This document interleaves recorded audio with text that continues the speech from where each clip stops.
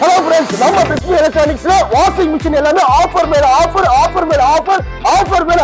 போட்டுக்கிட்டே தான் இருக்கும். என்ன ஆஃபர் தானே கேக்குறீங்க? நம்மள்ட்ட இருக்க பிராண்ட் என்னன்னு கேட்டீங்கன்னா உங்களுக்கு ரியல்மி இருக்கு, வோல்டாஸ் இருக்கு, எல்ஜி இருக்கு, சாம்சங் இருக்கு. அது மட்டும் இல்லாம உங்களுக்கு ஒனிடா இருக்கு, ஹையர் இருக்கு.